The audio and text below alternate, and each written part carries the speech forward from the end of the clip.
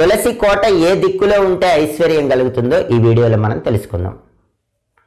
దేవీ భాగవతం ప్రకారం, బ్రహ్మవైవర్త పురాణం ప్రకారం తులసి కోట ఇంట్లో ఏ దిక్కులో ఉన్నా సరే సకల శుభాలు కలుగుతాయి. తూర్పు, పడమర, ఉత్తరం, దక్షిణం ఏ దిక్కులో అయినా తులసి కోట ఏర్పాటు చేసుకోవచ్చు. అయితే ఒక్కొక్క దిక్కులో తులసి కోట ఉంటే ఒక్కొక్క రకమైన ప్రయోజనం కలుగుతుంది.